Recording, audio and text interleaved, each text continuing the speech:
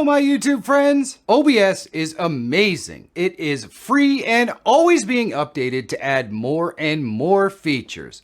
And the OBS community is incredible too. They are constantly creating new plugins and features to add functionality to OBS. About the only thing in OBS that hasn't really changed is the UI. And if you use a lot of the new features and plugins, your streaming layout could look more and more difficult to navigate. In fact, nearly impossible. But not anymore. Another amazing OBS community member has come up with a plugin that fixes that UI mess. I'm going to show you how it works today, so you know what? Let's get to it! What I love about OBS and its community is that you don't have to be a rich fat cat to access tools that are going to allow you to put together streams that rival any live broadcast that you see on TV. And that shit is free. In fact, it's pretty hard to find OBS tools that are not free.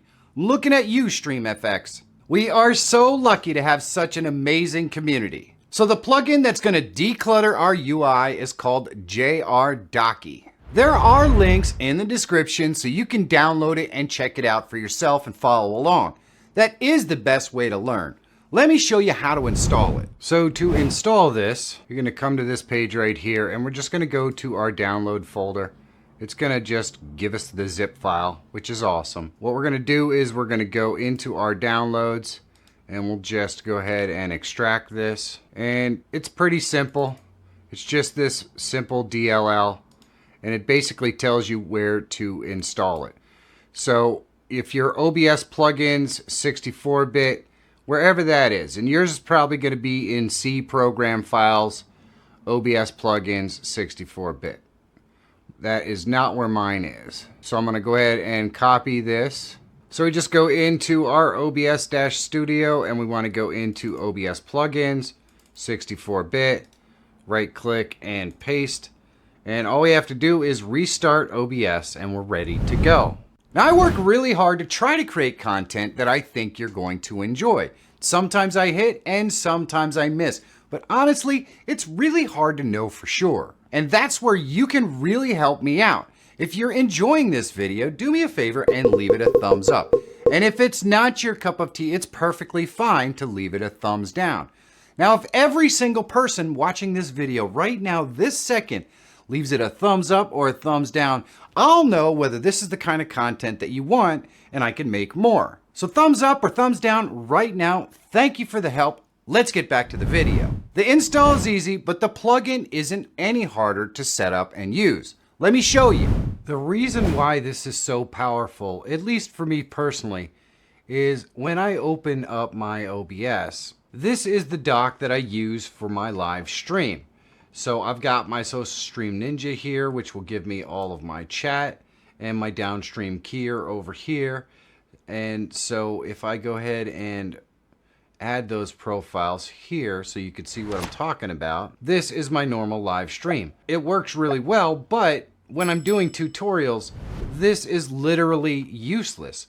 But what I can do now is go into dock sets and I can put save current dock set right in here. And I can save this as live dock. And now when I go to view and I reset the UI and I change over to my usual tutorial setup here, I can go ahead and save this as a tutorial setup. So we'll go and we'll save this one, and this will be tutorial. And that way I don't have to go and worry that I'm going to lose my live streaming setup or reset it up every time I go back in there, depending upon how I close my stuff out. Now I can switch back and forth between both dock sets, my live dock and my tutorial dock, and everything is perfect. So depending upon how you live stream, this can be extremely handy. So now that we know this, we can do some really awesome stuff. So if we go into docks, needless to say, all of these docks can be pretty much removed. Let's say we wanted to just set up something to make it really easy to do vertical and horizontal streaming. Well, we don't need sources. We'll go ahead and leave the audio mixer, and we don't need the controls. So we can put these scenes over here. And then what I'll do is go back into docs, and we're going to do a vertical scenes, and we'll put that up over here. And then we can do our vertical view right here, and we'll place that right there. So now we've got the absolute bare minimum to stream for vertical. We're going to have our audio mixer here and our transitions, and we can change scenes right here for anything that we want to do. And of course we'll have vertical linked, all that stuff. So then we can just go up to dock sets, and we can save our current dock set as, let's just call this simple stream, and click save. That makes it really easy for us to kind of use this as a template to set up this sort of stream where we're just going to be able to see our vertical, our horizontal, and our audio and switch scenes. We can use this in conjunction with another setup though. So let's go and mess around with this dock set, and let's say we just wanted to have like our chat tools on one. So what we could do is remove this vertical dock and this right here. We can go and disable the preview right there. And so that doesn't have to take up any space. We'll go into docs, and we're going to go to our Ninja chat right here. And this aggregates all the chat from all of the different streams that we do. So it's going to have Rumble and YouTube and Twitch and whatever we stream to right here. We don't really need any of our scene transitions in here. And we don't really need the audio mixer in here as well, or the stinger transition. We don't need any of that stuff. So now we've got that in here, and the preview is always going to be there, but we can minimize that if we like. We can go and set up our downstream keyer over here, and let's set up the multi-stream so we can actually kick off our streams right here. And of course we can go to our YouTube live control, and so that would be our live control panel. We could even create docs for our Twitch live control panel if we like, by going into docs, custom browser docs, and then we can create a Twitch control panel and just copy the link in here. When we click apply, that's another one that we can drag in here. So now we just have the downstream keyer and our chat, and it tells us what we're going. The point is we can configure these so that we can flip back and forth in our dock sets. So if we wanted to just see our chat, or maybe we wanted to go into our simple stream, it automatically saves all of this stuff so we can see everything we need to see when we need to see it.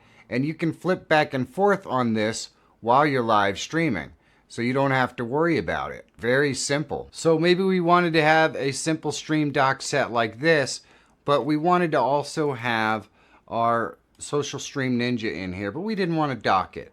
Maybe we wanted to just put it somewhere where it kind of just hovers over top. Well, we can easily do that, and then we can go into our dock sets, and we can save this simple stream dock set again by going to simple stream and just overwriting it. And so now when we go to any of our others, we can come back to that dock set, and it's still there. It's still floating. So even if you undock something and have it out and about, it will still save that. Now you'll notice that sometimes it might mess up a little bit. If I go to my simple stream and it shows up with my vertical, this is how it's supposed to be. Sometimes I'll go over to tutorial and it will still have the vertical here. And I find that if I just go back to something else and then come back, it will reset the docks. So it does remember it, but every once in a while you get a little bit of a weird thing like that happening. This absolutely enables you to do things like having a complete set of docks for recording, a complete set of docks for your stream, but also a complete set of docks for your actual editing and modification of your live streams.